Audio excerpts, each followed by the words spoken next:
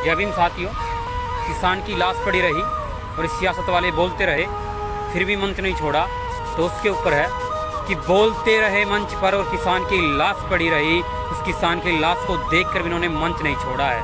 कि बोलते रहे मंच पर और किसान की लाश पड़ी रही, अरे उस किसान की लाश को देखकर भी इन्होंने मंच नहीं छोड़ा है। और इन सियासत वालों से परेशान होकर इन सियासत वालों से परेशान होकर उस किसान ने इनके सामने दम तोड़ा है, उस किसान ने इनके सामने दम तोड़ा है। ये इस देश में किसानों के, गरीबों के हालत ख़राब है।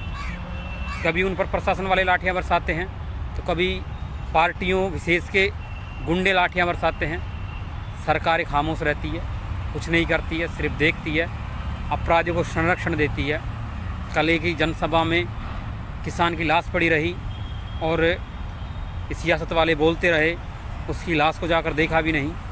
इनके लिए सिर्फ अपनी कुर्सी मायने रखती है, इनके लिए कुछ मायने नहीं रखता, देश धर्म परम कुछ नहीं, सिर्फ और सिर्फ कुर्सी अपनी। इनको देश का अन्नदाता नहीं दिखता। आज अन्नदाता खतरे में। पंजाब में भी आंदोलन कर रहे हैं किसान, उनके ऊपर कोई कुछ नहीं बोलता। सारा मीडिया एक तरफा है, मीडिया सत्ता की गुलामी कर रहा है। तो बड़ी शर्मनाक है जो ये मध्य प्रदेश में एक बीजेपी की जनसभा थी, उसमें किसान की लाश पड़ी रही और सत्ता के ठेकेदार बोलते रहे। जय भीम साथियों। लोग प्यार से दस आनंद मुझे नाम से बुलाते, लोग प्यार से दस आनंद मुझे नाम से। हट रावण रावण हूँ मैं, दशानंद रावण हूँ मैं। हट रावण रावण हूँ मैं, दशानंद रावण हूँ मैं। सनी देवदास मेरा दशानंद। जय भीम। तू चेला है 33 करोड़ भगवान का, मैं फैर हूँ सबके बाप का। तू चेला है 33 करोड़ भगवान का, मैं फैर हूँ सबके बाप का। तू हैप्पी होली की बधाई दे, हमें इंतजार है 14 अप्रैल की रात का। जय भीम।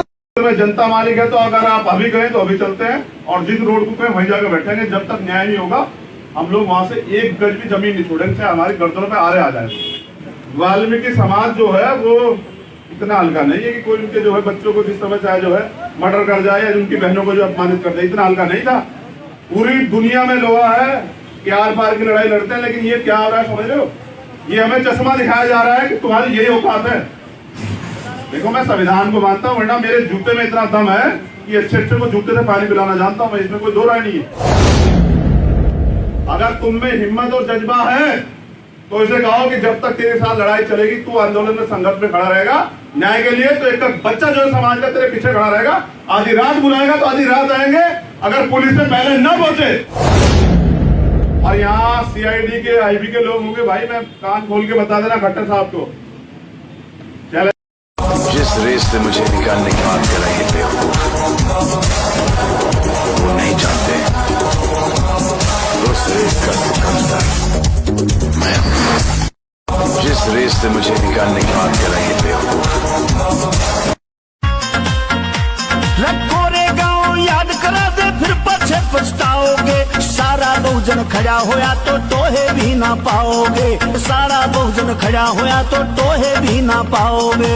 पाखंडवाद खत्म करो, मंजित में रहा का फरमान मत खो अपना सम्मान। सही टाइम आया से, अब सहन न करेगी यारो भीम आर्मी, अब जुल्म न सहेगी यारो। आप सभी साथी डरे ना। और साथियों, आज जो भीम आर्मी की ताकत है वो ताकत किसी और संगठन में नहीं है, और भीम आर्मी को बंद कराने के लिए मनुवादी लोग सड़क पर उतर आए हैं। ये ताकत है भीम आर्मी की, और भीम आर्मी आप सभी युवाओं के लिए एक ऐसा प्लेटफॉर्म है जो आपको रोजगार, शिक्षा और न्याय अधिकार आपको राजनीति में लाकर छोड़ेगी। तुम्हारी जिंदगी सवारते सवारते हजारों जख्म मिले हैं उन्हें, अब वो जख्म कहाँ भरते हैं?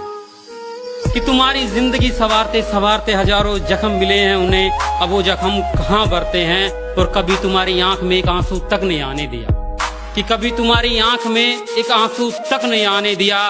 पर बुढ़ापे में उन माँ बाप की वही बेटे कदर कहाँ करते हैं?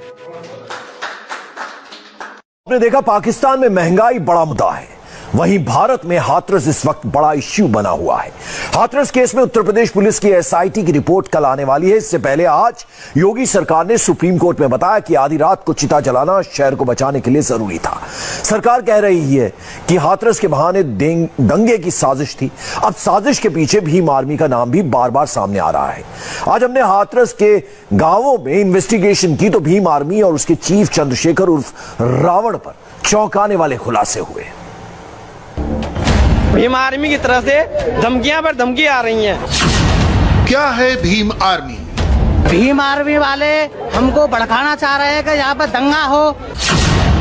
कौन है चंद्रशेखर आजाद रावण? भीम आर्मी वाले और जो ज्यादा दंगा फैलाना चाहते हैं, जातिवाद में ये फैलाना चाहते हैं। गांव में गुस्सा कौन भड़का रहा है? ये तिरंगा हमारी जान है और हम किसी को इजाजत नहीं देते कि वो इस तिरंगे का अपमान करे।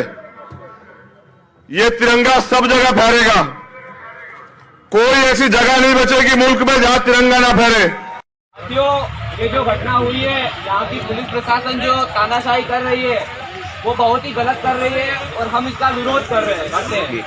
ताज पुलिस को हम 7 दिन का अल्टीमेट देते हैं। जो हमारी मांग है अगर वो पूरी नहीं की तो हम उग्र आंदोलन करेंगे। और ताज पुलिस प्रशासन तक अगर मेरी आवाज जाती हो तो उसको मैं कहना चाहता हूँ कि प्रशासन का काम होता है जनता की सेवा करना। जनता के सेवक है। अगर तुम्हारे घर में चूल्हा जलता है ना, वो भी इन्हीं जनता के टैक्स के पैसों से चलता है। 1550 जातियों को एससी दिखाया, एससी की सूची में शामिल किया। 1550 लोग हैं पूरे भारत में, तो वो सारे एससी के वो सारे लोग, ओबीसी की 3887 जाति भारत में है। ये उन सब का आंदोलन है। ये हमारे जितने मुसलमान भाई हैं, जितने कन्वर्टेड माइनॉरिटी के लोग हैं, चाहे उसमें सिख है, चाहे ईसाई है, चाहे उसमें आपके बुद्धिस्ट हैं, चाहे उसमें हमारे मुस्लिम भाई हैं, ये सब उनका आंदोलन है। ये सब उनकी हिफाजत के लिए आंदोलन है और हम सब लोगों को एकजुट होकर के इस आंदोलन को आगे बढ़ाने का काम करना है। तो मैं सबसे पहले माननीय अध्यक्ष जी से अनुरोध करूंगा कि सबसे पहले आप प्रेस कॉन्फ्रेंस को एड्रेस करें और यहाँ बैठे हुए सारे लोग तो यही रहेंगे, फिर उसके बाद आपसे आकर के बातचीत होगी।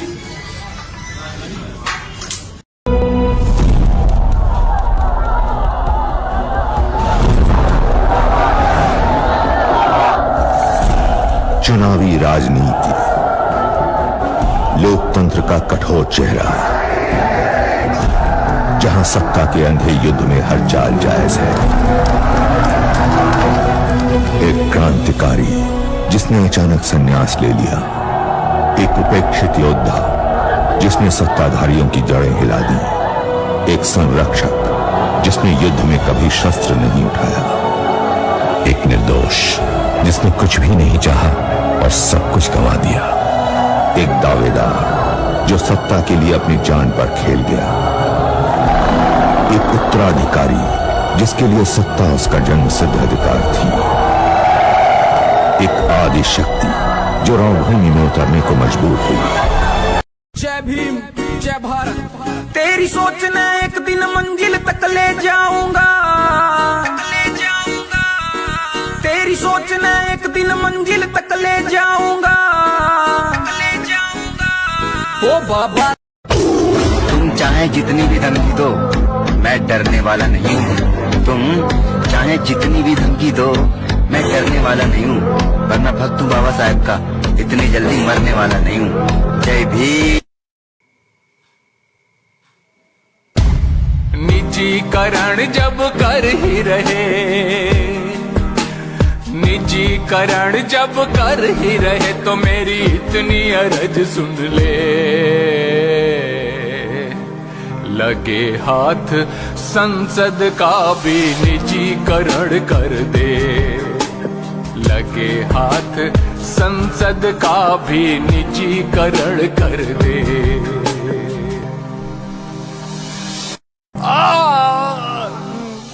गरीब आदमी कर दिया है, गरीब आदमी कर दिया है, साहूकार हवाले।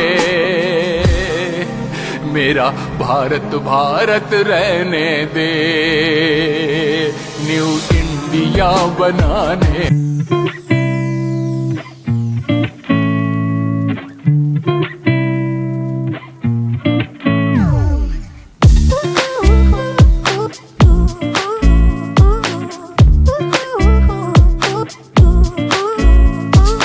सियासत, सोच और उसका ढंग भी बदले।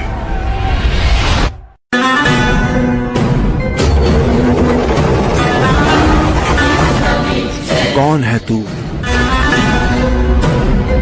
कोई नेता है या कोई गुंडा है या फिर कोई बहुत बड़ा गैंगस्टर है?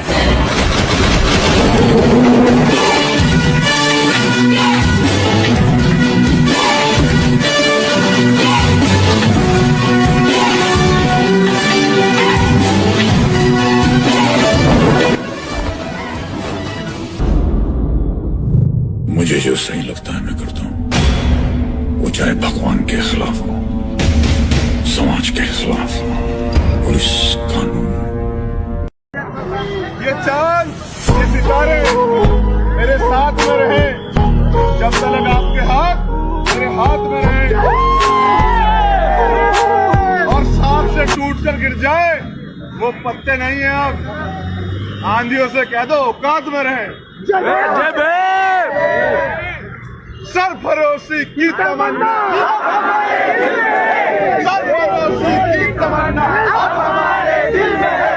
देखना है जो कितना बाजू क्या दिल में है, और वक्त आने दे बता देंगे तुझे आसमां, हम अभी से क्या बताएं क्या हमारे दिल में है।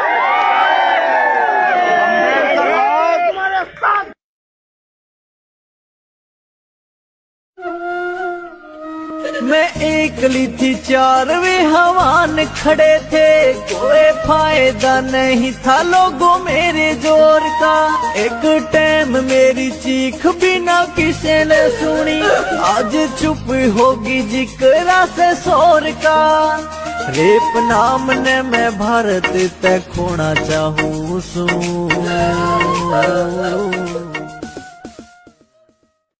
अब बुलाओ कितने बड़े ताकतवर और कितने बड़े गुंडे आए। बिल्कुल साले मैं इसमें कॉलेज में आगे लगवा दूंगा। पुलिस